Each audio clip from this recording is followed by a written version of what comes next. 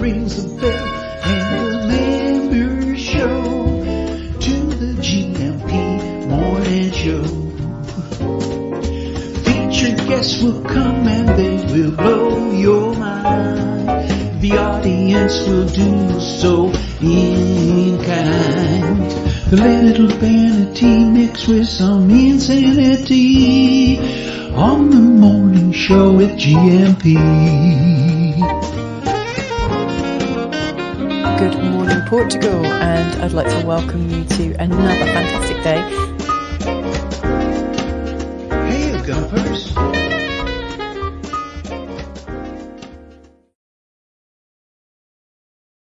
Hola, bon dia, Carl Munson here with the Good Morning Portugal show live stream and the podcast. Yeah, wouldn't mind a coffee. Mrs. M, if you're listening, how are you this morning? Started early, 8:30 on the dot today.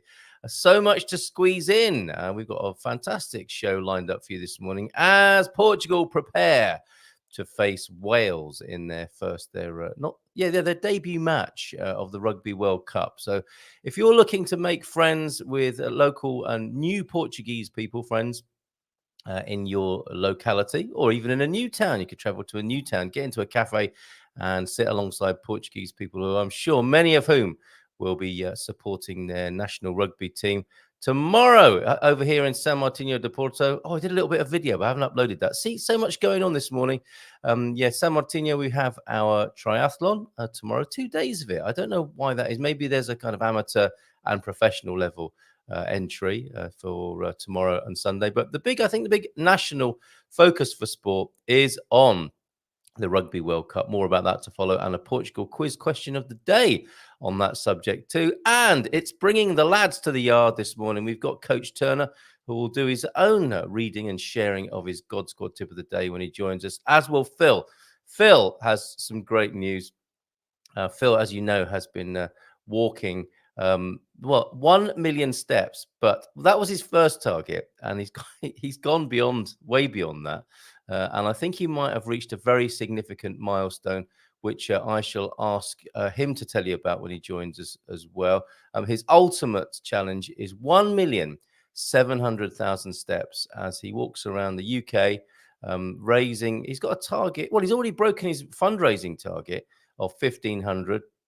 He's made 1,884 for Diabetes UK, and I will put the link in the chat. If we can help Phil go over $2,000 this morning, won't that be awesome? What a legend! What an absolute legend! And I thought to myself, Phil Grimm's progress. We shall be checking in with the Phil Grimm, and I think that this whole experience must have changed any man who takes on such a challenge and a task. I think he's had his highs and his lows, but I suspect mainly it's been an incredible character building experience for Phil. So if you want to help him go over that $2,000 fundraising amount this morning, he's already broken his target of 1,500. He's up to 1,884. Can we help him this morning pop over the 2K mark with his fundraising for Diabetes UK as he walks 1,700,000 steps around the UK. Brilliant, Phil. Looking forward to talking to you later. Bobby O'Reilly, I think, might join us. He's already been on this week, but given that Ireland are also in the Rugby World Cup, and he was saying, wasn't he, to Mrs. M on Wednesday, he fancied their chances. He thought they had a good chance. It's the one thing that the Irish, I think, have a chance of winning in. And I'm not saying that. This is what he seemed to be saying, that in many sporting events, Ireland are knocked out in the first 5 minutes. I think was exactly what he said, but not in the rugby. He fancies their chances, so he might join us as well this morning to chat about the rugby. So, God Squad tip of the day to come directly from Coach Turner this morning, one of the wise men of the Gunpocalypse. T-Duck was also in alongside him, as was Banarni or Slug. And I see honorary wise man of the Gunpocalypse, Chris Smith, that amazing bluegrass player and friend of the community. He was at the Trafaria Bluegrass Festival last weekend. Bon dia from Costa da Caparica. 8:30 feels early this morning. You've been burning it at both ends again, Chris. You are so rock and roll, Chris. Lots of love to you and Joyce this morning. Gary Mills in as well. Bon dia, back in Wales. Looking forward to the rugby tomorrow. Cheers, Gary, for your videos. We played that fantastic video sequence of you walking around in Tavira. Was that the market that they had opened at night as well for a food festival? Absolutely love your video, and it was a lovely introduction to what Katia Lima shared with us yesterday. So cheers, Gary. Keep it coming and let us know when you're back in the country. And do stay in touch with us here in Portugal via the Good Morning Portugal show. Talking of which, thank you so much to Nicholas, who signed up overnight as a member over at GMP VIP. And monthly supporter is what you've become, Nicholas, and really appreciate that and your kind words. So thank you to you and everyone else who is a member supporter, a GMP VIP, which you can do if you go over to gmpvip.com and sign up over on the platform itself. Now, we don't have to do all complicated stuff. If you prefer to support in euros, coffee.com is the way to do that. But we now have a dollar button for supporting the show over on our platform at gmpvip.com.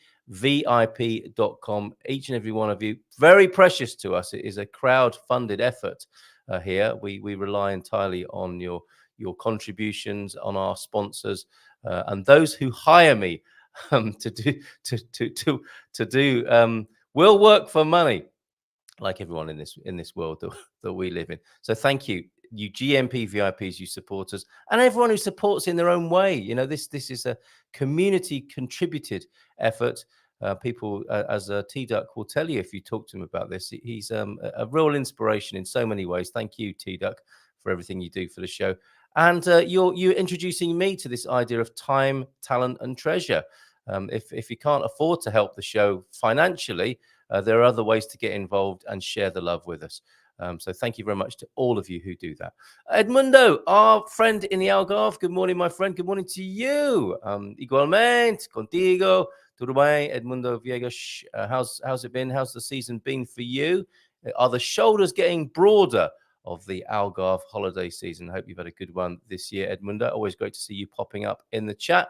Let's see who was in earlier on this morning. Actually, no, before we do that, I'm just going to shout out T-Duck, thank you. Banani Osler, Coach Turner in later on.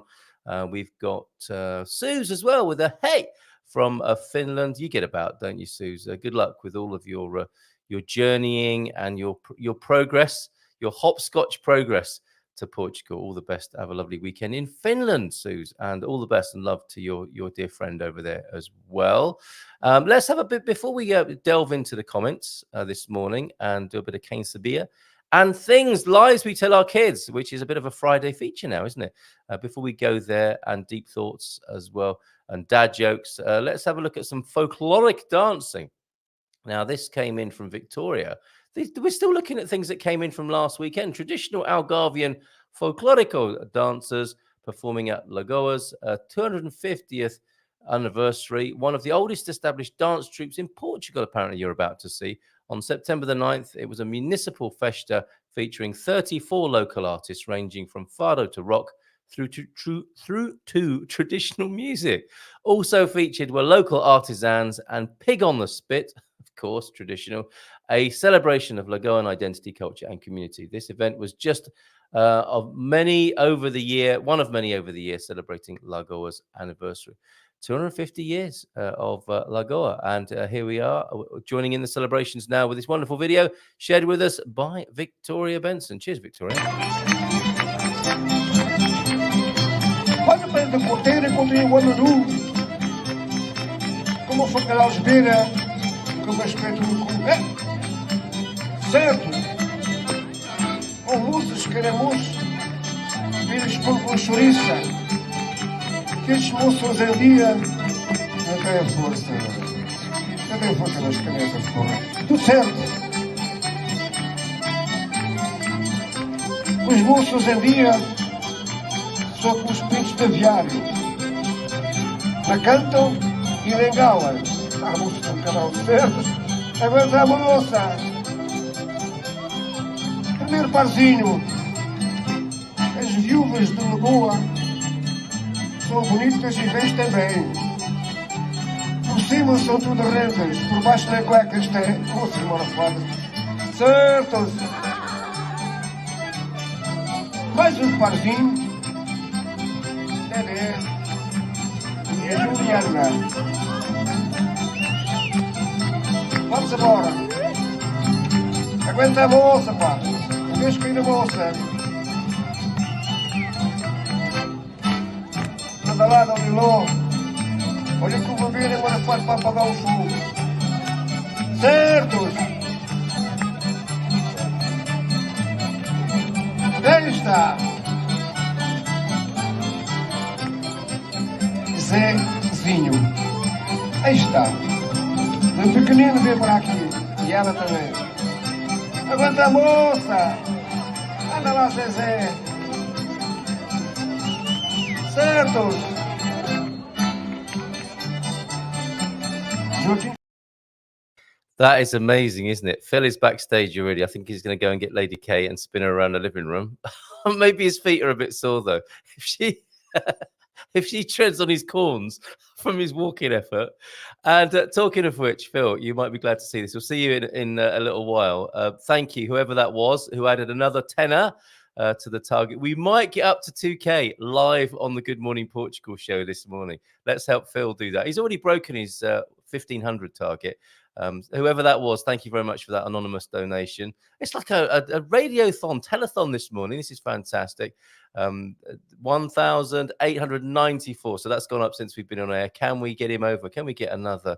What do we need? We only need we don't need that much, do we? To get up there. What is it? We're looking at 106 quid, I think, and you'll be up to the £2,000. Let's see if we can do that this morning.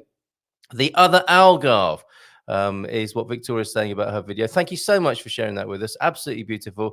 Incredible how they spin like that. Getting your leg over in a funny sort of way on the folkloric dance floor there, because we all know where the dancing leads to and what it symbolizes, don't we? And how the lady span her skirt out. And I want one of those hats to go alongside my beautiful woolen hat, fisherman's hat that Philomena got for me, and my Yorkshire flat cap that John Brand gifted me. John and Christina. It came with tea bags. Actually, came with Yorkshire tea bags. Did that flat cap? No whippet. So one of those hats from the dancing would be fantastic. It's like, is it a sort of Toreador style hat? I wonder, is that how you would describe it? But thank you so much, Victoria. Hola, bon dia, kids, you say, from a cloudy Portimao this morning. Okay. Sue says, I'm a 17-year breast cancer survivor, a bond with my friend here. But with her, it has spread to her brain. Oh, I'm sorry to hear that, Sue. Here to mind her pets while she's in hospital. It may be months. Expat pals helping each other. My goodness, Suze, you're a good friend. Lots of love to you and to your friend there. So sorry to hear that. Okay. Let us see what was going on earlier on in the chat this morning as Phil gets ready. He's walking about his house. He's adding more steps to his he's got his every step counts t-shirt on, and it's funny enough, Phil. I used to begrudge if I'd forgotten something upstairs. I used to think to myself, "Oh, it's upstairs." Now I think I'm almost leaving things upstairs on purpose so I can add to my step count each day. And I was up to the 10K is the big one, isn't it? Most people, I think a lot of people, some say 5, some say 10. But I did 9 the day before yesterday and 7 yesterday. So that's going up nicely, but nothing compared to extraordinary Philgrim Cooklin, who is raising money for Diabetes UK with his 1,700,000 steps. Incredible. Cheers, Phil. Well, great work, and we'll see you soon. T-Duck was in at 7:54 with a Bon de Alegria Gumpers. It's Friday, he said. It still is. Feliz sexta-feira a todos. You sexta thing, you. And deep thought of the day. As long as the world is turning and spinning, we're going to be dizzy and we're going to make some mistakes. There you go. That's a good one for kids to know, isn't it? I couldn't help it. I was dizzy. The world's spinning. And when you're spinning like a Lagoan dancer on a spin, I wonder if that cancels it out or makes it worse. Brooks, of course, 2006, his film Blazing Saddles. What? No, that came out a long time before 2006. In 2006, Brooks's film Blazing Saddles was deemed culturally, historically, and aesthetically significant. I think with the emphasis on historical there, right? Because I imagine in today's political climate, There are parts of Blazing Saddles which would be quite offensive to some. It does need to be seen historically, doesn't it? And there it was, 2006. Blazing Saddles was deemed culturally, historically, and aesthetically significant by the Library of Congress and selected for preservation in the National Film Registry. A great honour for the filmmaker Mel Brooks. Not only a filmmaker, a talent, an all-round talent, fast approaching 100 years of age, we discovered last week. Thank you, T-Duck. Deep thoughts from Mel there. As long as the world is turning and spinning, we're going to be dizzy and we're going to make mistakes. Sounds like someone who wasn't afraid to make mistakes and bring about incredible creativity and creative gifts to the world. Kane Sabia then this morning, the logo of the city of Lisboa is the silhouette of a caravel that resembles an anchor with a raven sitting on each side. Let's take a look at it now, shall we? Thank you very much for this one. And I know you have a fondness, do you not, T-Duck, for this particular logo here. There it is. You may have seen it on the calçadas of Lisboa. Looks like a Strangler's cover, doesn't it, as well? So there you have it, the silhouette of a caravel vessel, resembling an anchor with a raven sitting on each side. Wonder what's happening with Phil. Phil's getting his screen wiped, and that's not a euphemism. He is actually getting he's having his screen dusted. Who doesn't like first thing in the morning? Let's move on with the Kane Sabir here. Our Mrs. M's sidling up alongside me here as well this morning. No doubt wants to tell us what's happening with the Barefoot broadcast in a little while. The caravel and anchor, which is not Cockney rhyming slang, although it could be. The caravel and anchor are symbols of the Age of Discoveries, a period in Portuguese history that brings much pride to its citizens, while the ravens are associated with the legend of Saint Vincent. Ancient Roman and Moorish texts claim that a flock of ravens stood guard over the tomb of the saint, and that these are the same birds, are they not, that are legendary and mythical at the Tower of London as well. These birds here in Lisbon accompany the ship that King Alfonso I sent to retrieve the remains of St. Vincent. The historic logo is presented on the shield of the city flag and can be seen on the street lamps, clocks, and even the calçadas, as you can see there on the streets of the capital. Let's have a different view of them. There's another view. Look, a manhole cover, some street carving as well, some beautiful stone carving there in a street facade, and a mural. That's nicely done, isn't it? The one on the right there. I really like that. With the azulejos there. And then finally, we have a 3D relief of what we're looking at here. The Museum of Lisbon, located in the Pimenta Palace, the Palace of Pepper, has two 16th century carved stone statues of the symbol on display in their collection. And look, here they are. I think T-Duck has admired these in real life. This may be his own photograph of those stone carved vessels. Don't they look great? Thank you very much. Look at those little ravens there carved out of stone. Fantastic. Excellent stuff. There they are. That's the insignia of Lisboa there, the caravella, the ravens, and in the shape of an anchor there. Thank you so much. That's superb this morning for a Kane Sabir. Mrs. M's here. How are you doing? Would you like to be on screen as well, Mrs. M? Nice little cough there.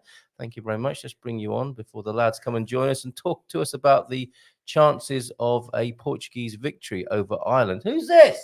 Solomon snuck into the studio as well. I was sat here so quietly. And there's nothing quiet about this studio this morning. What are you doing? I just managed to get him dressed while you were reading all that out without him saying anything. Multitasking mama right there. Okay.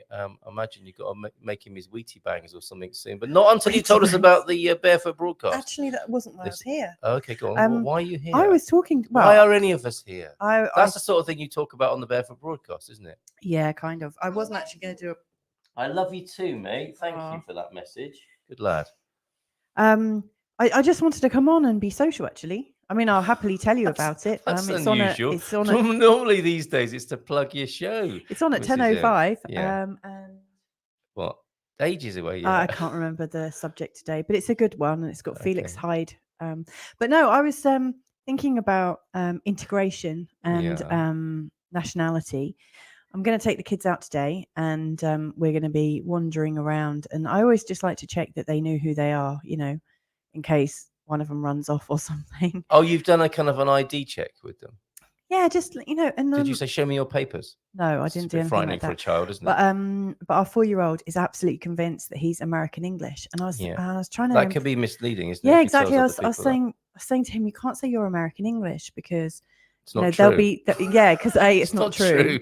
And B, like, what happens if you, like, Daddy and I turn up and we're both English? Nobody's going to believe. This child says he's American. Yeah, exactly. That could be a real problem. Oh, the fertile imaginations I of know. children. But he says he's American English and he lives in England, Portugal, and it's like, Yes. oh gosh, how do I?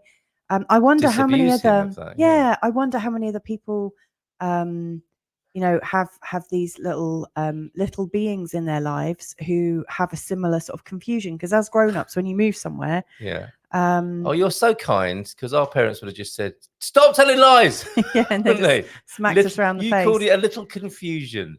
Yeah, well, I mean, Aw. it's really sweet. I mean, he was actually born here, so he's never even been to England Or America. Right.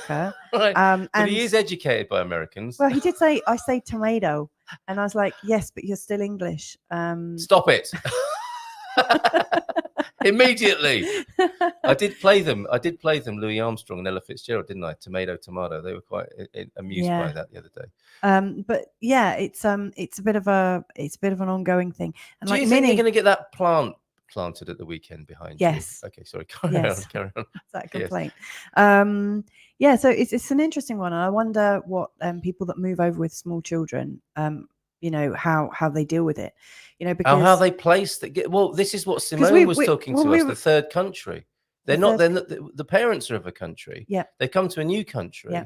And the child, although they're in the new country, doesn't have a country. It's new to them, isn't it? Yeah. And they have a different orientation. They'll have to create their own reality, won't they? I mean, integration is such a funny one, because people say, oh, well, integration happens, I guess, if you speak the language fluently. Yeah. Which I can see helps.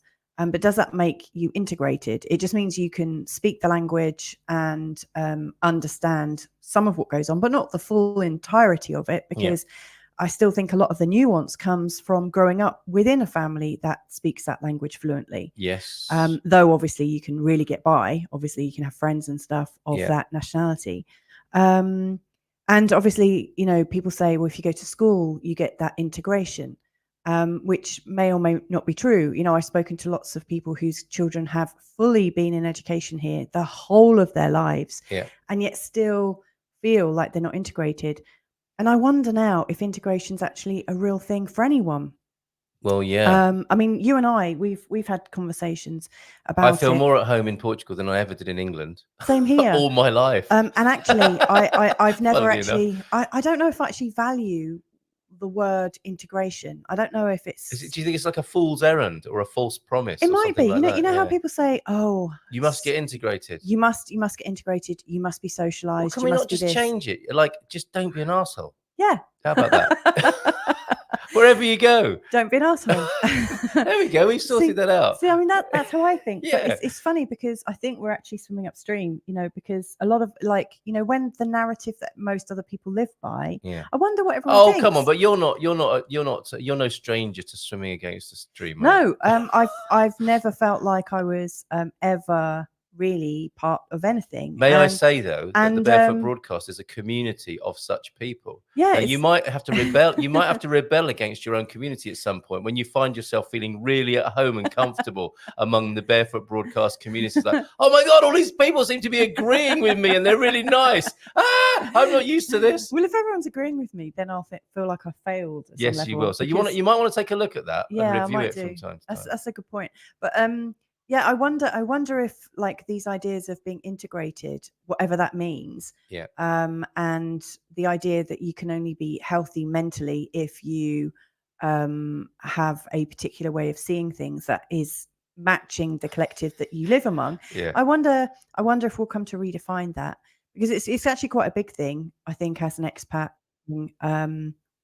Living abroad, and I've lived in lots of places, and I've actually felt very integrated whilst not being part of their society, but being able to contribute, speak quite a bit. And there's also been places like I didn't speak a word of Balinese apart from like Terry Makasi, which is thank you.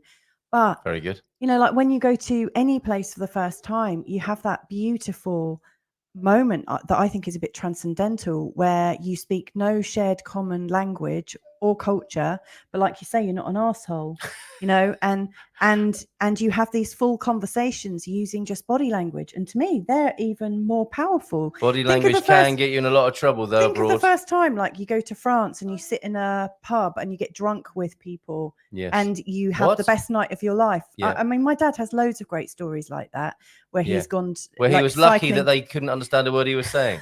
Yes, but where he's gone cycling around Europe, you know, and just been sort of like taken under the wing of people. Absolutely.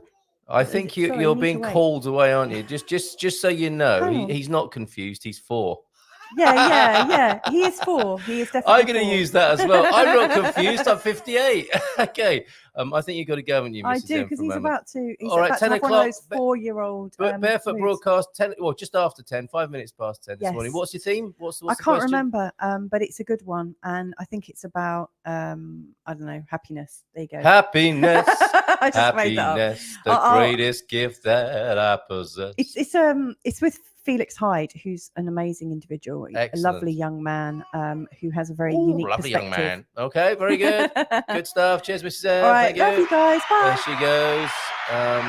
Barefoot broadcast, 5 minutes past 10 this morning, because I can't finish on time, as the actress said to the bishop. Oh, is it the other way around? Solly is a little sweetie, says Suze. All your kids are, regardless of their accents. Good prepping them for safety. Yeah, thank you for that validation there, Suze. That's great. And yeah, full integration is in the second generation. Is that a haiku? Full integration is in the second generation, when the parents are born and raised in the same country as their children are born in. Yes, of course, that will make a big difference, wouldn't it? And assimilation is the actual term for that. Thank you very much. I don't know where that came from, but whatever. That was great. And yes, of course he thinks he's English American, because his ego and identity are still developing at 4 years of age. It's fascinating. Absolutely fascinating. Bon dia, Antonio. Look, Phil's working the room from behind the scenes. And Gary Mills, you legend. So Nicholas last night, a member over at GMP VIP, and now on YouTube, Gary Mills this morning. Cheers, Gary. Really appreciate you for doing that. That's superb. Thank you very much, alongside other YouTube members who I haven't thanked for a little while. So thank you. I do like to thank my members. So thank you very much. Yes, you upstanding members of the YouTube variety there. Coach Turner getting ready. Phil getting ready. I can see that little smile there, Coach Turner. And you'll be presenting your own God's God tip of the day today. We did like the horizontal thigh action yesterday. I wonder what you have in store for us today. I know that there are many things that I'm wishing to share with you before we are joined by Phil and Ian, and possibly Bobby later on, because he really fancies the chances of Ireland in the Rugby World Cup. Going to be seeing Bobby later, actually. We're going to be going to Lisbon later. Might be seeing Gilda as well this afternoon. So I will send love from this community to Gilda as well when I see her in her new premises. And going to test helicopters with Bobby this afternoon. That's what he's told me we're doing anyway. And this is ahead of, just quickly then, before Phil and Ian join us, this is ahead of our Arawera weekend. Really looking forward to this. This is starts a week tomorrow. That's come up quickly. When we first started talking about these Discovery weekends, I was thinking September the 22nd, 23rd and 24th. That's ages away. It's next flipping week. This autumn has just suddenly appeared, hasn't it, on the horizon? So I do hope you can join us for this. We will be in Arawera a week today. A little later on in the day, people will be arriving. Oh, look, there's a new website. And if you've been, and there's lots of lovely words people say about us on our homepage of our website there.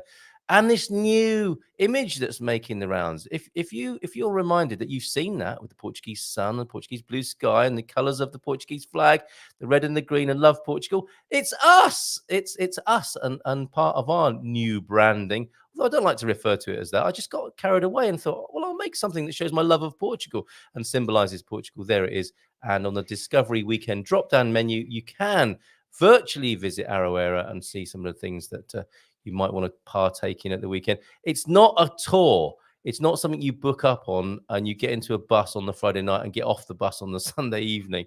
There are just it's a multiple choice. You choose the bits you want to do, choose where you want to stay, and there'll be lots of opportunities to hang out with Gumpers. And we'll be there. Team Munson will be there if you'd like to hang out with us as well. We'll see you from the Friday evening, the 22nd a week today. And I think a lot of the fun will revolve around this marvelous place, Golf Dagwa, which is the lovely bar and restaurant with a nice outside seating area that you can see on the screen there. And I think we shall be returning to that. Oh, here's what we're talking about at 10. Can happiness be sustained in the face of adversity? Would you mind not waving your happiness in my face of adversity there, Mrs. M? So there you go. That's the Arawera weekend. A week today, we'll be there. And I'm going to pop down for a recce this afternoon as well. Looking forward to that. Hope to see you there. It's 9:01. How rude. Let's bring both of them fellas on. It's Big Phil and Coach Turner. And we better get rid of this. Gentlemen, good morning, Mr. Bond. It's good to see you here. Good morning. I'm Mr. Bond. I expect you to die, Mr. Bond. Well, that's a lovely welcome. You know you enjoy killing as much as I do. Okay, we've done that now, and we do love to do that. Coach Turner, can we just adulate this fella on the screen with us here? Started out with a 1 million step target. And now he's going for 1,700,000, and you've just gone over the 1.5 million step threshold. Is that right, Phil? Actually, it'll be after, because I was running out of time. I'm probably right now on 1,498,000. So when I go for my afternoon walk, I'll be over 1.5 million.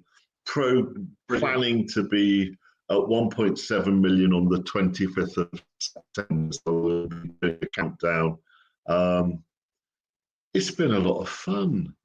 I want to know. Yeah, I want to know more about it. It can't have been all fun.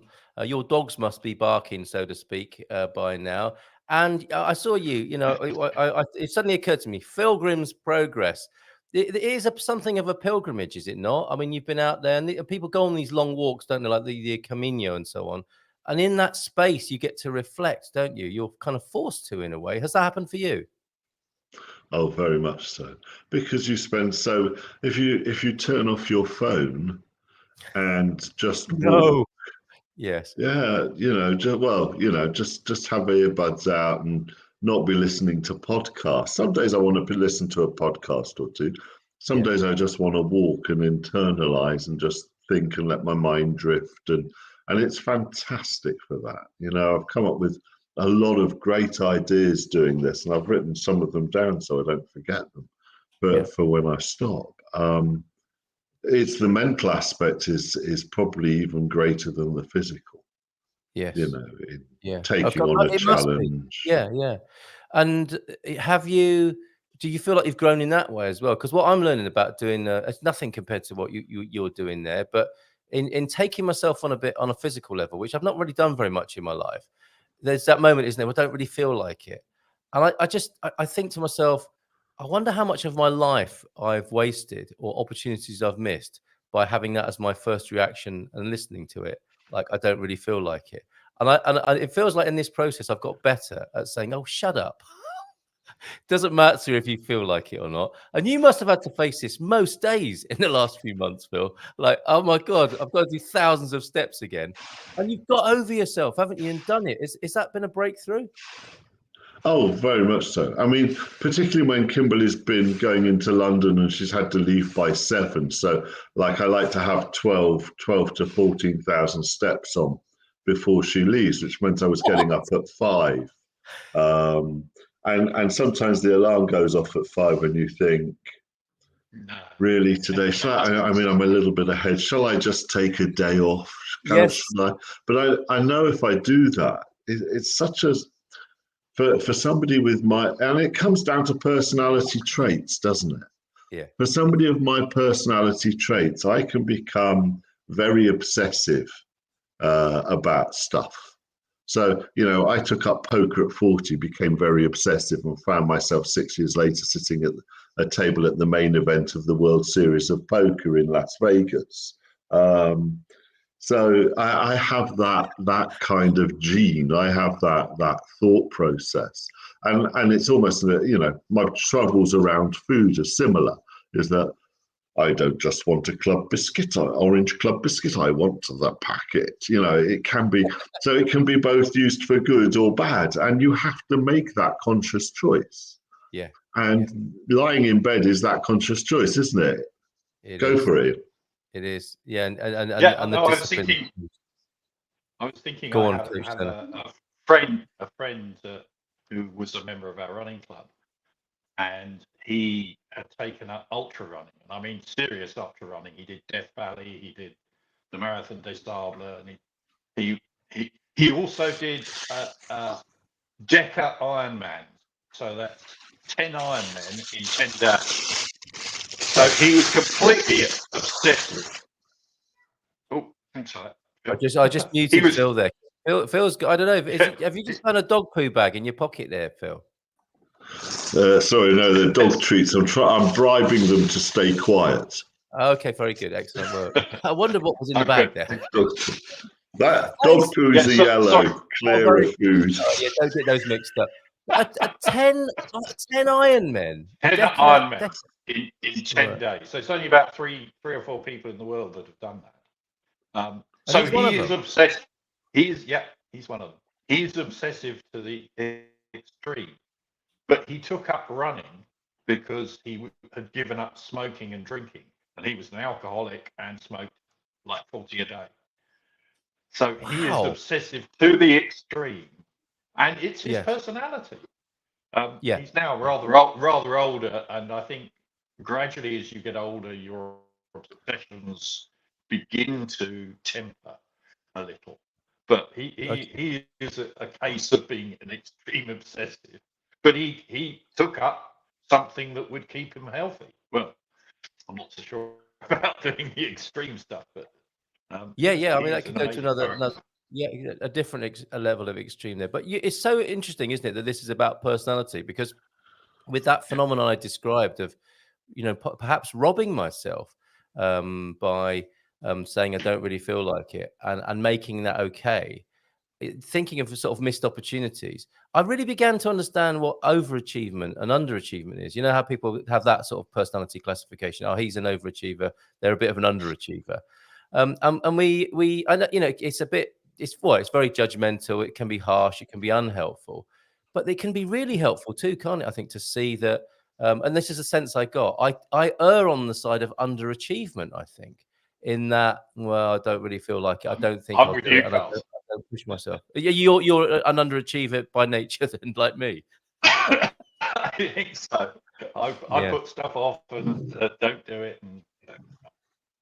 But I think again, it's about balance, isn't it?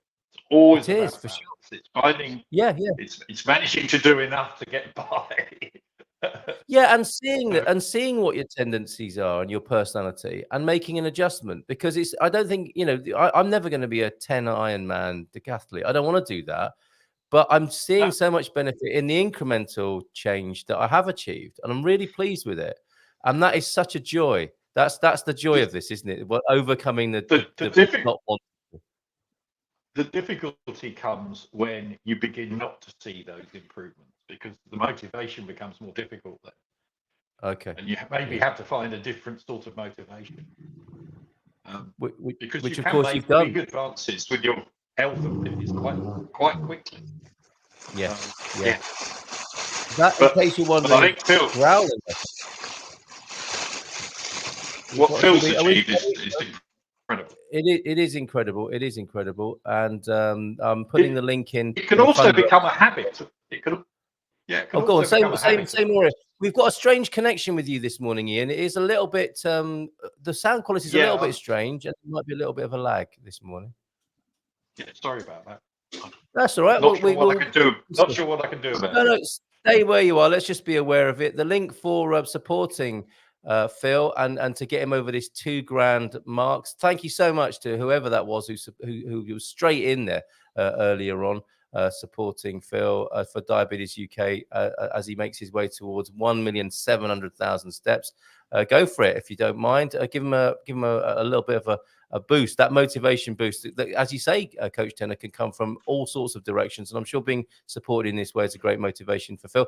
Any other things that you've observed about yourself or the process here, Phil? It's an incredible thing you're doing. Yeah, a number of things. The one about underachieving, overachieving is always interesting. There's always I've reached a state where I am enough. I think the phrase that is in my head is I am enough. The things I'm doing for me, and I am enough. I'm not doing it for anybody else. I am raising money for Diabetes UK. Yes, that's true. But actually, I think anybody who goes on these things, I mean, my son's he did a triathlon recently and raised a fair bit of money. And it's just about getting that mindset where your head is in a space that just says, I'm enough. This is enough. Yes. And people say, well, you're just walking 1.7. It's enough. Who said that? Tell me who said that. No, I'm just saying, people, this societal thing of judging others, and the most heinous one of all, comparison, what I call the comparison gremlin, where you compare yourself to others and think that that's a thing to do. It's not necessary. You're enough. Yeah, it is worth remembering that, isn't it? And again, it's balance, isn't it? Because we know, don't we, that sometimes we're not doing enough, which doesn't mean you're not enough. It just means around the action of your life or something that you need to do, it needs to be done. If you don't do it, it doesn't mean you're not enough. It just means you didn't do it, and there are consequences for that. But it tends to get dramatized, doesn't it? And we get into all sorts of other syndromes that are so far away from the point of just enjoying yourself, getting fit, and all these other things you can do for yourself with your personal and physical development. Go on, Phil. Sorry, and there is one other thing about, not doing. MIT in Boston did this one wonderful study where they measured how many times people would attempt to do something before giving up. Oh. And the remarkable answer is less than once. Because you have the idea, the inclination, you're going to go and do it. And then all of a sudden, out of nowhere, that other half of your brain shoots in and says, well, you can't do that because of this, because of this, because of this, because of this, or I don't want to. And so you don't actually go and do that one thing. That's amazing. So a lot of people would have guessed that, wouldn't they? Well, maybe 2 or 3 times, maybe 7 times. But it is the point of this study that actually we have so many thoughts about so many things, most of which never comes into fruition. Is that where this is going? Yeah, and also that the voice that you hear is the one most in any given day is the one inside your head. Yeah, absolutely. Yeah. And so you've conditioned that voice a little bit by the sound of it, Phil. You have achieved something extraordinary, and there's this extraordinary breakthrough. You are being kind to yourself, which is something not many people are, I think, in this world. I think that's true, and it's challenging, isn't it? It's challenging. I mean, it's funny, you and Mrs. M were talking about walking different paths and rebelling. I'm rebelling quite hard against the thing I have to do to have fun is go out for a drink, is a story that I've not agreed with for some considerable time now, in that that's what we've created as a society, that actually I think we need to go out and meet. I think we need to go out and chat. But do I have to associate it with going out for a drink? And I think this has been going on for decades. I mean, I don't think it's, in fact, centuries. I remember a picture in Victorian Britain, England, of the old gin palaces. So I'm still feeding off the old gin palaces and people lolling out of windows. And here we are, 21st century, and there are still people. I walked down a road the other day, and it was quite late it was early morning, and there were, there was this young girl sitting down in the street, drunk, and I think, I know she's going to have a story to tell her mates, but is that really the story she wants? Yeah. Is that what we're aspiring to? It's kind of sad if that's our aspiration. Now, I know that makes me a killjoy and very, out of kilter with most of society, but I don't care. All right, he said it. He said it, and I do understand that actually quite a few millennials are eschewing the booze. They are seeing it as a somewhat primitive pastime, and they're either not having any pleasure or they're deriving their pleasures from elsewhere. It's an interesting point you make, and so much of what we do and so much of our injurious behavior is conditioned and supported, isn't it? And again, we look at this and we can make an adjustment if we want to. It's up to you, isn't it, whether you want to do that or not. As well as seeing drunk young women, you do see beautiful views as well. You saw this one the other day. Where was that? That was this morning over Pinkney's Green, just outside Maidenhead. It was quite a misty morning and the sun was coming up. And, just good to be alive. I was out with my mate Arlo, the dog we're house sitting for, and it was just lovely.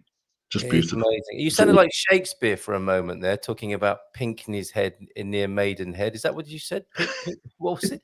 Pinkney's Green near Maidenhead. Near Maidenhead. Sounds like a beautiful Elizabethan sonnet. These are the sort of gifts you're getting when you're out and about and when you dare to get out. You can't not. It's such. I will send a full array of photos at some point in the future of all the places that I've walked and some of the things that I've seen, because tremendous. It's just tremendous. Fantastic. We will talk more about if should Bobby join us. Well, anyway, but around 9:30 we'll start talking about Portugal's chances against Wales. Who did I say earlier on, Phil? You sent me a message to say Ireland. You said Ireland. It's natural enough. Well, Bobby's going to be talking about Ireland. He fancies Ireland in this tournament. More than once, Phil has impressed me with his attitude and progress. Good on you, Phil. Thanks, Suze. And who should I support? Well, that's a tricky one, isn't it? We had Pedder on our, of course, he's Welsh if he's called Pedder, isn't he? And he was talking about keeping a low profile on the webinar next week if Wales give Portugal a thrashing, which they are known to have done. In 1994, Portugal were beaten by Wales 102-11. And that was a historic defeat. There's not a lot of history about them playing each other, but they're a different team, I think. Well, they're literally a different team to 94, but I think they play a different game nationally since 94. So we'll talk more about that later. We need a God Squad tip of the day, and then we'll come back to Phil about progress in Portugal with the gaff over here. I was over your way. In fact, me and Mrs. M took a selfie with Monsanto in the background. I suspect we could see your house from where we were standing, Phil. God Squad tip of the day then. Early doors you were in. You were saying, Ian, you're out and about on doing the show. Busy day today. What have you got for us as far as the God Squad tip of the day goes? Well, it was something you actually raised yesterday, because you were asking the question, why is it always 3 sets of 10? Yes. For strength exercises, and aside from the fact that it's an easy one to remember, because that's actually quite important because you get into doing exercise and you kind of forget where you are, and so three sets of 10 is easy to remember. But there is some science and logic behind it. When you're doing weight training, you are generally set to do 2 repetitions less than your absolute maximum. So when you start to fall over, or your arms go, or your legs go all wobbly and you can't lift anymore, do 2 less than that, and then that optimizes the adaptation of the muscles, because they don't get strained, but they do, because building muscles is all about actually tearing them. It's lots and lots of little micro tears that then mend and you get stronger muscles. So by doing something around 8 or 10 repetitions, so 2 less than your maximum with that load, that weight, or whatever it is, that difficulty, then that optimizes how well you build your muscle. So that's 10 is a rough approximation. That's where it comes from. 3 sets. Well, if you have about a minute, maybe 2 minutes between each set, that gives you time to recover, so you can do more. And after 3 sets, you've probably done enough. So there you are. That's why 3 sets. That's great. No, I appreciate that, and I heard, when I first heard that we're tearing our muscles, we're destroying them to remake them and rebuild them stronger. I was a little bit appalled. I'm damaging myself to make myself stronger, and then it makes sense, doesn't it? Because they were like with so much of this, and this is what I'm discovering in this process. There are parallels, metaphorical value in here. That's what we're doing to ourselves as well, isn't it? Like, mentally, we are tearing down, micro tearing the image of ourselves in our heads. I can only do X, Y, or Z, or I can't do X, Y, or Z. And then you destroy that and recreate it, as it were, in a new image. And aren't we lucky to be able to do that? Should we so wish? No, we're an amazing creature. I guess that absolutely. Probably is the difference between us and the rest of the animal kingdom. And of course, we are part of the animal kingdom. We kind of forget that. Yes, but I think you're right. That self-consciousness and ability to see what's going on and then do it is what sets us apart, isn't it, from the other creatures? Or so it would seem. Yeah, but then you look into history and you look at the animal kingdom, and some of them are quite clever. So you do wonder how much self-awareness they have. I do, but they're not smart like us, sat in traffic commuting to work, are they? Oh, okay. Let's yeah. So let's go to. Thank you very much for that, by the way, and thank you for picking up on why we do reps and 3 sets of 10. And you're right. The other day, my phone ran out of battery while I was in the gym, but because I'd been doing it 10 of these, 3 times, I remembered. I didn't have to use my app that Henry had created for me to do the training. I remembered it because it was in the muscle, literally there and in my memory muscle as well as a physical muscle. Okay, let's go to Portugal. We were in Castelo Branco the other day, Phil. It was lovely to be over there. It's so different. The same Portuguese soul, as I often say, expressed differently in Castelo Branco. We love it in San Martino de Porto, but it's different. Driving over there, it gets more and more, I don't know, it's maybe more sort of authentically, more deeply, traditionally Portuguese. We could see your gaff from where we were stood. How's it going over there? You sent me a picture of a wall. Yes, it's quite an important wall. They're working on. Of course, we had to sell our camper van because I couldn't matriculate it, and I've got through stage 1, so I've got stage 2 in November in Castelo Branco, and so I need to have a room, at least one room, weather tight, for when we get back in a couple of weeks' time. So they're just doing this room now, and that's one of the walls that will stay is the granite stone. The house is all made up of granite stone. It's an old barn that's being converted in a Portuguese style by 2 friends of ours. One is English, the other is Portuguese. They live locally to us, and they're doing the most wonderful job. And I'll send you a full update, or we'll do an update maybe for the next show when I'm back there. Oh, that'll be lovely to speak to you again, because it's been wonderful to see this whole story unfold like this. Oh, it's been wonderful. It has been such an adventure. We're having so much fun with it. And yes, there are challenges. You often go onto the Facebook groups because you want to connect with people who are going through similar stuff, and you hear, "Oh, bureau crazy, it's impossible in Portugal because they're all bureau crazy. It's not just bureaucracy, it's even worse than that." Don't like it, don't do it. It's okay. But if you're going to do it, it's there. Accept it. That had never occurred to me. I mean, the bit about if you don't like it, just stop moaning. But bureaucracy, I'd never seen that. I mean, I've heard people having syphilis, dealing with Ceph, but bureaucracy crazy. That's incredible. Very good. We'll be using that if you don't mind. I probably stole it from somebody else, if I'm being honest. So I can't remember who I stole it from, but I don't care. So. No. As you can tell, I'm in a fairly flippant, I don't care kind of mood. But then I'm coming back in 2 weeks' time, and I really, really care about that, and because very exciting. okay, so there's some good advice. Look, we know now, don't we? We know enough to know that there are going to be differences in how people go about things. Some of the paperwork, administration, bureaucracy is going to be challenging. Like, you're just going to have to bite the bullet, lick the frog, whatever they say. What else would you say to people who are building at a distance? Because that does, you do hear horror stories. I have presided over webinars where we've heard some pretty spicy stories about how people have been treated.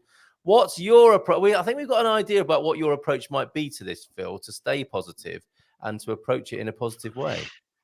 It is difficult. It comes down to finding people that you can trust, doesn't it? Yeah. Because you're not there. Yes. It's no different to organizations being forced during COVID to allow people to work remotely. All of a sudden they had to take away that, well, if I can't see them, they're not doing it mentality, and start looking at, well, what is being done even though I can't see them? Yeah. It's the same thing, but it's just a different mentality to the situation. And if you can't find out if you can trust people without setting them on the task, like people had to do, like you say, when they were working from home, you had to trust, didn't you, that they were doing it, and you found out from their results ultimately. Well, that's right. I mean, the first one we had was I should have known. It's an oxymoron, a French builder, isn't it? It's just asking. No. Asking. I should have known better. Anyway, I won't say any more than that due to Portuguese social media laws.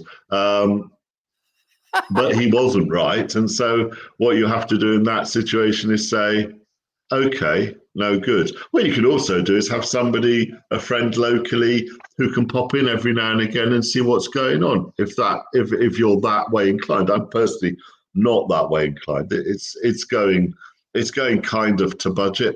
Probably my budget was too low to begin with. Show me a building.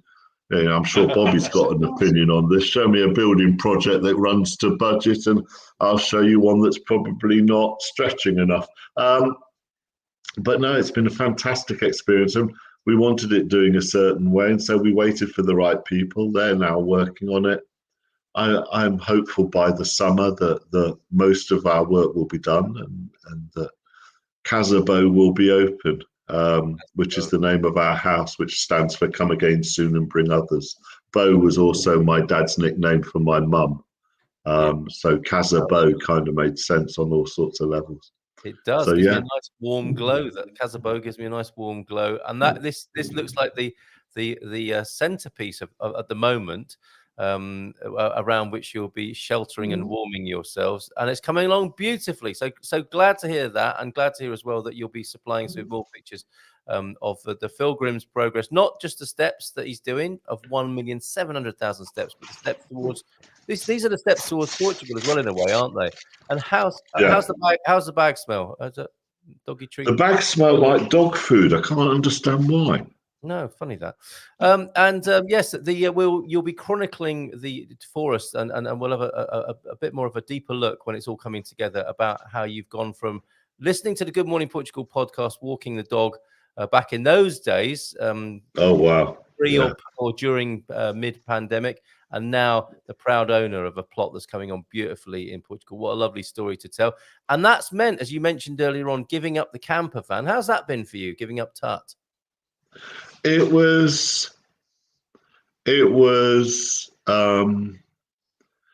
it's interesting.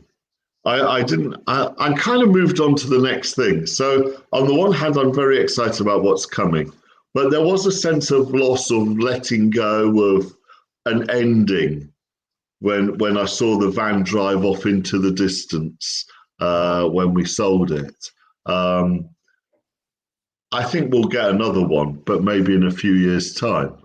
Yeah. I don't think we'll stop traveling or looking and discovering, and because so much of Lady Kimberly and I, our lives together is about going out and experiencing things together. And I think if you've got that in your life, I think it's kind of a wonderful thing, and you should do it as much as possible. Yeah. Okay, well, there you go, an end of an era, an end of a chapter, but Tut was, of course, so important in bringing you to Portugal. I'm sure we'll see your camper van in the pictures and your dream board that I think people will remember you speaking about, and you visualizing the life ahead. And there you slept underneath it each night. So Tut played an important part in this journey, which we'll find out more about in the future. On this matter of dealing with bureaucracy, a reminder: how we feel about a thing is always a choice, at the risk of beating a dead animal. No, we can't do that on the morning show. It's the forever cycle of notice, choose, and act. Notice how I'm feeling, choose how I want to feel, act in harmony with my choice. No dead animal beating here. It's a good reminder. We do forget, don't we, as human beings? So thank you for that, Banana or Slug. Phil, looking forward to meeting up soon for more wise words. Oh, yeah, Councillor to Mark as well. Rugby and football chat, which brings us on to this Rugby World Cup business. What's that? Why is it C? Come on, you. What's the I stand for there? Come on, you Irons, West Ham United. Oh, okay, all right.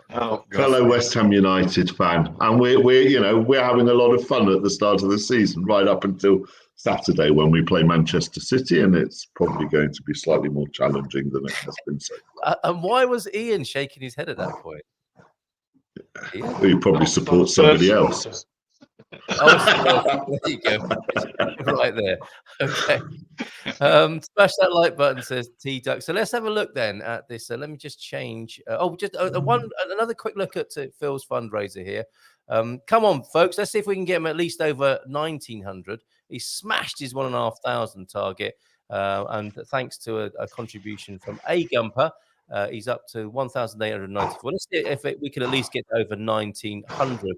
This morning. And let's go to the Rugby World Cup website, where we're looking at Portugal's chances tomorrow against Wales. Who are you fancying for this? I think it's going to be Wales for you, isn't it, Ian? Well, I like Phil, or rather like Doug. I'm slightly torn.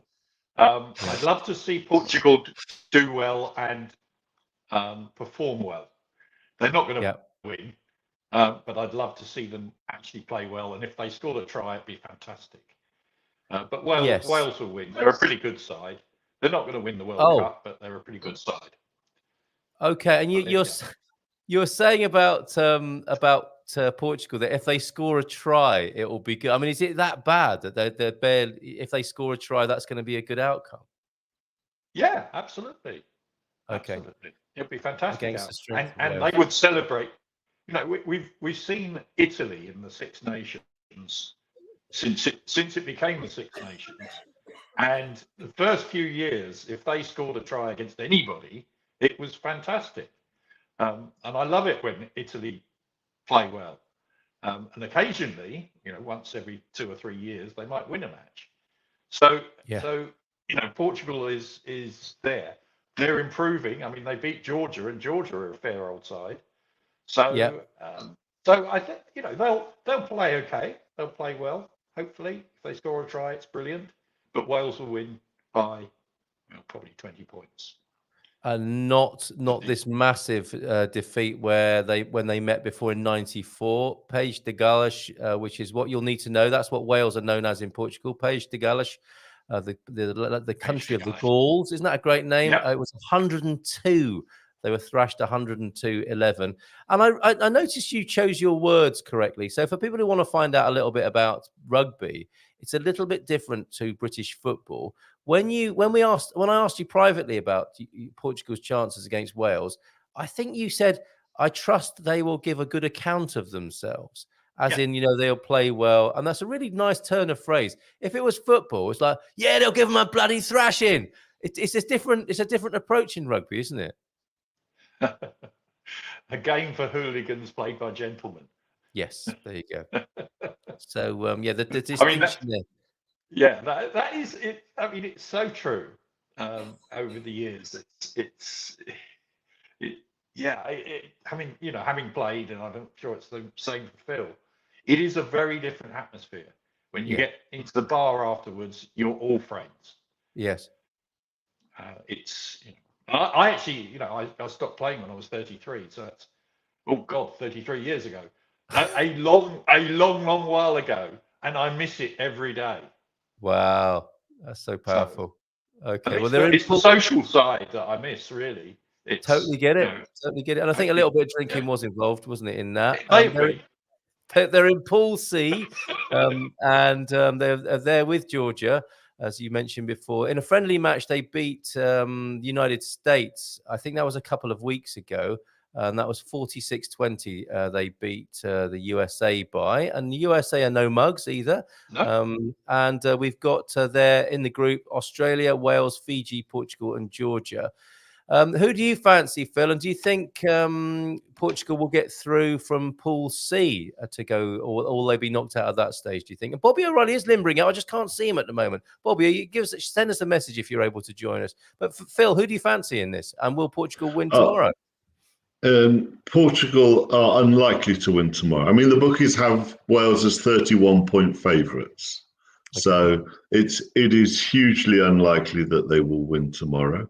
However, their World Cup final was qualifying to get through from the repechage, where they had to beat some strong countries, and America really have underperformed, and Portugal have overperformed. I think it's really admirable that they're there. That's the first thing to say.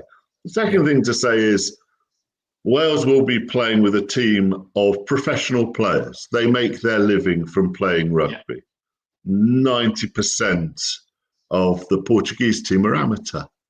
Yeah. You know, you have to, you know, if you're training 7 days a week for an event and you're training 3 times a week for 2 hours, it's very different. So you have to set your expectation level. But as we saw in the game last night, Uruguay gave France a bit of, for 60 minutes, they gave them a bit of a worry.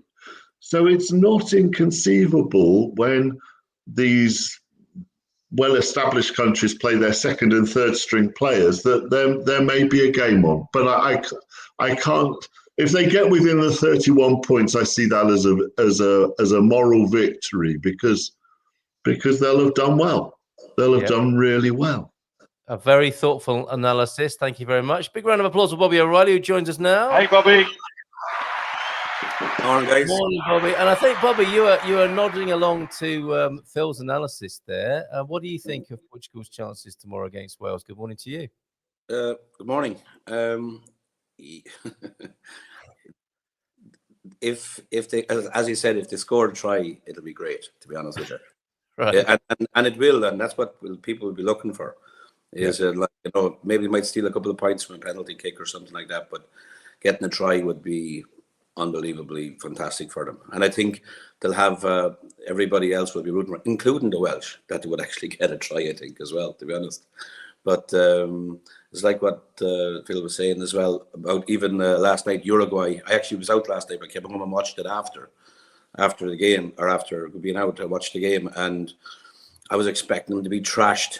But they gave a great account of themselves and probably could have even got a couple of extra points on. France obviously kept a couple of key players out because they're going up against a weaker team. And like you said, if Wales put out a weaker team, which more than likely will, Portugal has a chance of getting a couple of points on the board. It'll be great. How fantastic. And this thing about them being amateurs, what an amazing experience to have as a bunch of men who are not in the same league. That's what basically is being said here. They are the amateurs against a legendary side, the greatest. You know, the reputation of the Welsh is great, isn't it? Throughout the history of rugby, to go and play at all is fantastic. This is a lifetime achievement, isn't it, for these fellas? And if they do get a try as well, that'll be the most amazing thing for them to come home with. Forgive me, where is this taking place? This whole tournament. Most of it's now. Say again? Go ahead, Phil. Sorry. It's in France. The Portuguese will have a crowd behind them. That is one thing in their favour. There are, as we know, a lot of expat Portuguese in France. And the tickets went very fast for this game. Yes, all right. And so it's going to be a good crack then, if you like, in a Portuguese cafe tomorrow. Given that that's the case, the underdogs, a lot of heart and spirit, and Portuguese people getting behind him in cafes all across the country. So it's a good time to go out and about, isn't it? And meet new Portuguese people and get a sense of how passionate people are, patriotic about sport here. So that'll be great. Let's look at who might win then. We've looked at Portugal's chances, and they are overshadowed, as I said before, by that massive defeat in 1994 when they lost 102-11 in 94. I think, Bobby, you might think Ireland are in with a chance. I think you said to Mrs. M on Wednesday. You standing by that as Ireland possibly being champions this time? Yes. To be honest with you, I think we're in with a great shout. Like, we have a tough group with South Africa. Is going to be probably our toughest match in our group, which happens to be actually the 23rd. The day we're doing the shooting. Oh no! So that'll be an group. Okay. I actually do believe we have a good shot. Like, obviously, I'd say France are going to be probably favourites, being in the home turf. South Africa as well. I think it's going to be between the three: France, South Africa, Ireland. I think they're the three that'll be up there. And Ireland, I think, have probably got their best pack together ever. I think we're in the best position that we've ever been. Although we've gone in as favourites before for other World Cups and have been knocked out before at the quarters. We have actually gone out at the quarters at every World Cup. So it's a sort of how would you say, it's a bad luck thing we have to get through. But I genuinely believe that Ireland's in with a shout this time. Okay, very good. Let's go to you, Ian. Who do you think might be triumphant at the end of this? Yeah, boringly, I'm completely in line with Bobby.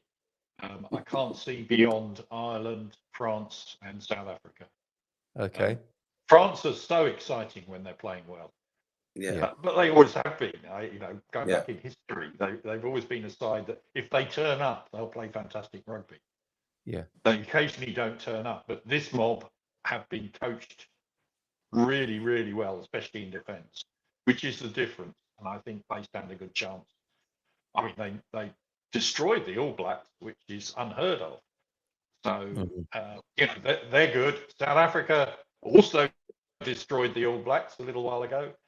So, they're up there. But Ireland, I think, I'd like to think that Ireland have as good a chance as anybody. There's they play some wonderful rugby. 23 wins in a row, including beating the All Blacks twice. And Andy Farrell is an incredible coach. Unbelievable. Now we'll go to England, though. So it'll be quite the atmosphere in Ireland then, as the Irish. If they make good progress in this tournament, the atmosphere in Ireland will be electric, won't it? The Irish are completely nuts about rugby, as it is. Yeah. I was on the boat coming back from Ireland to Bilbao while Ireland were playing Romania, and it was bananas. The boat was absolutely stuffed with Irish people, but of course then with the Spanish and whoever else, French and everyone else was on it as well. When I was going over to Ireland, it was half empty. The boat was half empty, and on the way back, it was absolutely stuffed. There wasn't even an extra cabin available. That's how full the boat was. And the 8th floor, I think it is, or the 7th floor where the bar is and the TVs were turned on, it was just stuffed, and it was bananas. Everyone was just wearing the green. I don't think there was any Romanians there, but it was just great. It was electric atmosphere, unbelievable. And it was against Romania, and it was the opening game, and we bet them 82-5 or something. I think the score was, but it was electric atmosphere. I think every game with World Cup, I think, is going to be an occasion in Ireland at this stage, because unlike a lot of other sports, rugby fans watch rugby, not just their own teams, So they'll watch others, they'll watch, and they'll root for the best team as well. If they're a neutral, it'll come out, they played well, or so it's a different. And in Ireland, it is. It's I won't say it's religion like soccer is here, but it's fanatical as well. Like Wales, because we have the Six Nations, like Wales, Scotland, Italy. It started to pick up. Ian was saying earlier on about how Italy have come on leaps and bounds, but also the likes of the Pumas, the Argentinians, even though they've got a bit of a track, they've come on leaps and bounds as well. Look, we've got Tonga, and they're again, teams from the South Pacific, they're after coming on an awful lot as well. So rugby is growing, the skill level is growing in the teams that were, let's say, very distant in the past, have made huge leaps and bounds in the last couple of years as well. And I think that they'll continue. Mm-hmm. And that effect, I think, will be felt in Portugal. Last night, we do the Dream Team webinar where we've got professionals, that help people come to Portugal with expats to Portugal. And I have a question at the end about, some part of Portuguese culture to help people understand the culture a bit better. And I asked the panel what they thought of Portugal's chances. And actually, very few of them knew anything at all. These are mainly Portuguese people, knew anything about rugby. But I think that's changing now, isn't it? And the chance to be interested in a sport and patriotic is there for this and will help, I think, another step along the way of recognition of rugby here in Portugal. Football, of course, was the big sport represented last night. I think kite surfing was one of them, and golf as well. And what also came up was paddleball. Cristiano Ronaldo, I noticed. We'll come back to rugby in just a minute because we need to hear what Phil thinks is going to be the outcome of this Rugby World Cup. But Cristiano Ronaldo has invested massively in a paddleball complex, I believe, on the outskirts. What's happening with paddleball? This is part of your development, Bobby, isn't it? You've had the foresight to include a paddleball court. What's that all about for people who haven't heard about it? We're putting in 6. Yeah. Okay, right. It's basically a phenomenon that's grown out. It started in Argentina. And I hadn't heard anything about it. And then there was a lady who works for me, whose husband owns the paddle company, or the paddle courts, if you like, in Stubble. And we started looking into it. And from a business point of view, it's an absolute cracker of a business model, because it costs very little to actually to build them. It costs very little to run them, and the amount of money that people are paying, and they're constantly booked out. They're like practically 80 to 90% annually booked from the time they open. So it'll pay for itself in 2 years. If you build it in 2 years, will actually be your return on your investment on it. So from a business point of view, it's absolutely fantastic. But it's now going to become an Olympic sport. And it's the reason it's after becoming so popular is that you don't have to be 21 to play it. And actually the majority of people who are playing it are probably in their 40s and 50s, because they find that it's a great way to get exercise. It's a great social activity as well. Along with the paddling comes maybe a drink afterwards, or a meal, or whatever it is, where people get together. So it's become not just an exercise, but also a social side as well. And it's grown exponentially throughout Portugal. Spain, it's massive as well. And I in our area where we live here, there's already a few of them after popping up. But I believe in the next 5 to 10 years, it'll become probably one of the most predominant sports outside of football in Europe. That's incredible, isn't it? Out of nowhere. I mean, is this happening in the UK, Ian? Are you familiar? You're in the sports industry, aren't you? Yeah, I mean, there is paddle here, but it's fairly rare. Okay. I mean, when you consider you can put 3 paddle courts onto a tennis court, that's where the money side of it starts to make sense, isn't it? I know when we were down in Playa de Luz, there's I think they have 6 courts complex down there, and they were always full. There was always people playing, and we were amazed. We'd never seen it before. So when we were down in the Algarve last October, we had lessons. We played because there was courts on the complex. And it's a brilliant game, great fun, and very easy to access. Yeah, they're investing heavily into training. So I was talking to the guy because it's not just good enough to build it. Where you really have to invest is getting the trainers to train the kids. If you get the kids involved early, they grow up with it, and then basically it builds the club. That's what creates the clubs. So that's what they're up to. The danger is people build too many courts. The finance side doesn't work so well. Yeah, the issues here are the indoor courts versus the outdoor courts. The indoor courts will be booked all year round because of the sun. You're not getting scalded, but also of the rain, wet. And again, going back to the bureaucracy part of it, it's getting permission to put indoor courts rather than outdoor courts. So there are people coming up with what they call temporary solutions, which are sort of like a tent version that goes over the courts. Yeah. So I saw it the weekend. Yeah. In Torres Vedras, they've invested there as well. When you're on the motorway going past Torres Vedras, it looks a bit like an afterthought. They must have built 2 or 3 courts there, and then there's this great big, it looks like an army installation over the top to shade the game. So presumably that'll be finessed a little bit in future. But it is a real phenomenon, isn't it? It's a sort of perfect storm, new phenomenon, and the Cristiano management team's obviously seen a benefit in it as well, as you have, Bobby, too. I mean, that makes sense, doesn't it? If you can put three of them where you used to put a tennis court, that's going to be good business sense. Portugalish wants to know why paddleboard sounds like a sex game. I hadn't really thought that.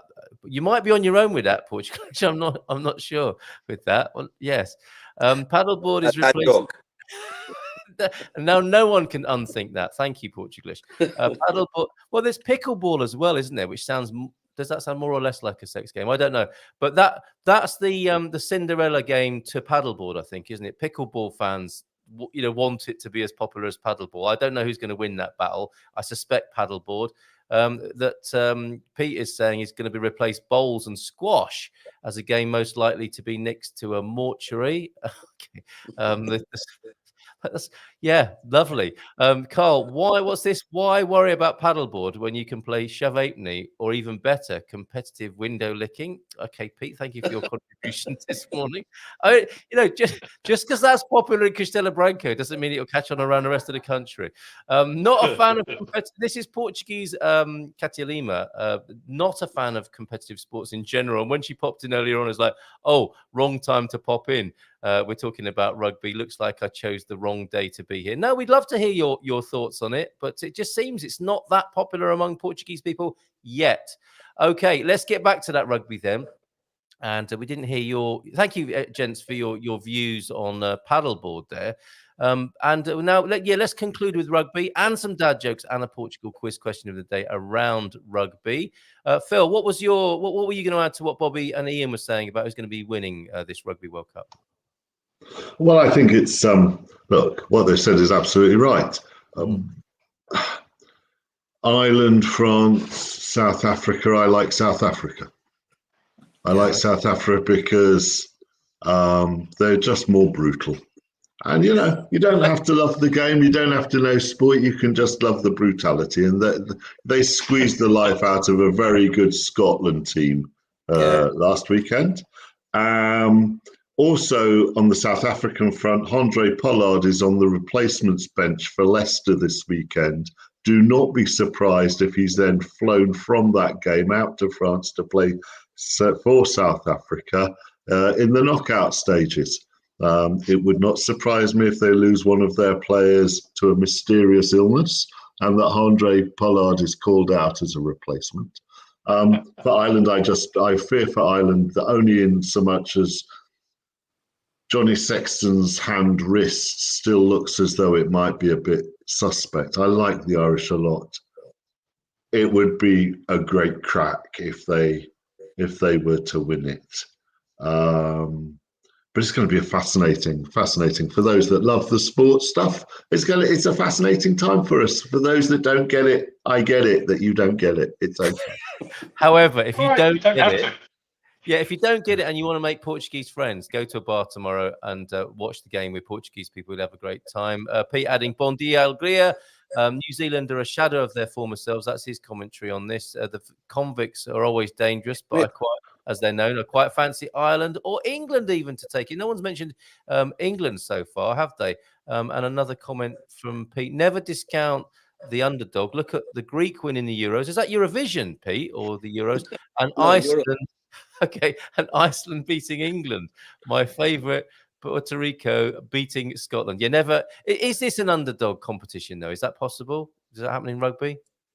I would say it's a team that comes. If you look at South Africa in the last World Cup, they peaked perfect. England thought we were going to win the last World Cup, and we had a great chance after the bet New Zealand in the semi-finals. It looked like England was going to walk away with it, and everyone went into their bars to watch it, expecting them to rubbish South Africa. And South Africa just peaked right at the right time and blew England out of the water. England peaked in the previous game. Yeah, that was it, exactly. And I think it gave them an overconfidence as well, which is normal in England. Yeah.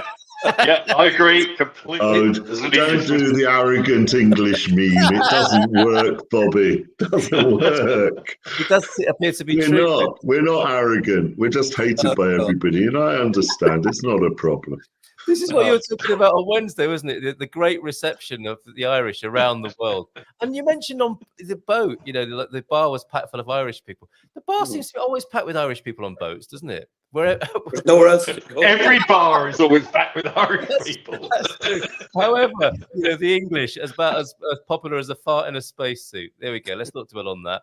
Let's go to the Portugal quiz question of the day. Wales sank Portugal when? And I'll tell you more about that. That's 1994 as Portugal prepare to face Wales in the Rugby World Cup. This is the Portugal quiz question. And today, 15th of September, thoughts will inevitably go back to their historic record-breaking defeat by Portugal in 94 for Wales, of course. It was the only time Wales have scored more than 100 points in an international when they beat Portugal 102-11. These days, Wales are not likely to be complacent as Portugal beat former Cup qualifiers USA 46-20 a couple of weeks ago. Other than the 90s thrashing, history between the nations is scant as Portugal enjoyed their first World Cup qualification since when? Would it have been 1987, 1997, 2007 or 2017 when they were last in the Rugby World Cup? Care to make a stab at that, Ian? No, not got a clue. Phil? No idea. Bobby? Neither. No. A tough quiz question today. I'm going to leave that hanging there, everybody. But you, of course, get consolation dad jokes before we find out what you're up to this weekend. You were hoping we'd already had them, did you say? Oh, yeah, we had them already, But anyway. All right. Well, I've got. They were great when you were on. I heard you chuckling, Bobby, when I was driving around on my way back. The stepladder one was very good. Exactly. As I was driving back from my TV appearance, a twatty name dropper that I am, on A Place in the Sun, we didn't do these earlier on. The lies we tell our kids as well. If you don't read, if you don't learn how to read, your voice will disappear. That's good encouragement. I have to use that as a homeschooling technique. Animals on the side of the road are just taking a nap. The things we tell our kids. And voting changes things for the better. the lies we tell our children. Okay, cheers, Tina, for that. When I called SeaWorld, I got a message saying that the call may be recorded for training purposes. Come on! My father was a magician. That's why I have two half sisters. What? That's quite good. I like that. That is very good. Come on, Tina, you're excelling yourself. On this day in music history, everybody, Ozzy Osbourne was probably high. Yeah. Very good there this morning. Loving those. Okay, gents, what are you up to this weekend? Bobby, I'm going to be seeing you later today. Are we going to be... Yeah. Will you have your chopper ready for me? Yeah, I have two choppers. One, so you can decide which one you want to go in. Yeah. Yeah, because the memo got changed. We said it was going to be like, Anthony Bourdain, Feed Phil, The Trip. And now it's got touches of Top Gear in it as well, I understand, with helicopter scenes. Yeah, Top Gear versus Somebody Feed Phil, I think. What could possibly go wrong? See you later on then, Bobby. Looking forward to that. We're doing a bit of a recce for the Arrowera trip. And we hope to see other Gumpers there a week today. Have a drink together a week today in the evening time, and we all gather and meet there. What are you up to this weekend, Ian? Well, we've got a couple over for dinner tonight, so I've got to disappear from here and go off food shopping. We've got tapas on the menu tonight, so very good. I've got about 5 or 6 different dishes to make. I'm going to be prepping most of the day, and then tomorrow coaching in the morning, and Sunday I'm at a car event over in Essex, which I'm helping to manage the game. So classic cars, very good. Yeah, it's a Porsche thing. So, all right, fun. Bumfunder Samana to you. Pete's saying, have a fabulous weekend, everyone. I have Lee and Cole, not this one. The Mancunians are going over to Pete's house. So he's excavating a pit just to make them feel at home. To Mancunians and he's so naughty, isn't he? Phil, what are you up to this weekend? I imagine you're going to be out walking, aren't you, at some point? Well, yeah, we've got 20,000 steps a day over the weekend, and for the next 10, and then we're done. But family get together tomorrow, just sort of a pre-Portugal trip. Got all the kids coming over and parents and stuff. It's going to be lovely. Going to watch a bit of ruggers, going to watch a bit of soccer, going to watch a bit of NFL, going to talk to Kimberly occasionally, usual weekend. It's the right thing to do, isn't it? And so Carl, where are you watching the rugby? Are you going to the Welsh bar? I think that's going to be a cracking place to watch that game tomorrow, isn't it? With Tudor Main over this way. Great. Thanks, fellas. Just finally, then here we've got Phil. 1,700,000 steps. We hope to go a little bit further towards 1,900. I'm sure with more help we can get you up to $2,000. So the link is in the chat now. Phil, you said you got 10,000 today, tomorrow, and Sunday, and how many? 10 more days of doing the steps, and you'll have reached your target of 1,700,000 steps. Yeah, I'm hopeful by 25th of September. We set out back for Portugal on the 28th. So on the 25th, I should have finished this.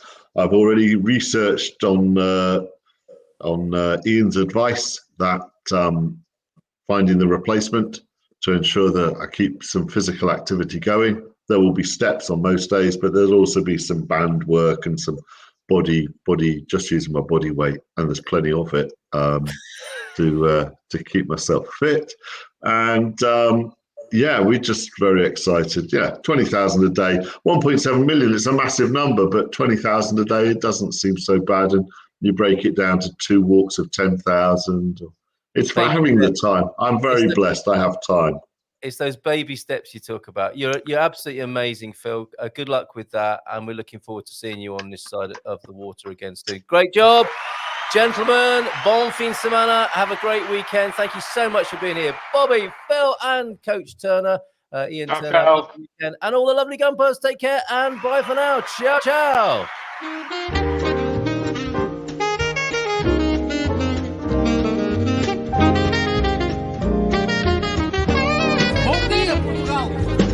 In Portugal, there's a YouTube show full of fun facts you need to know. Carl rings the bell and the members show to the GMP morning show. Featured guests will come and they will blow your mind. The audience will do so in kind. The little vanity mixed with some insanity on the morning show with GMP. Good morning, Portugal, and I'd like to welcome you to another fantastic day. Hey, Gumpers.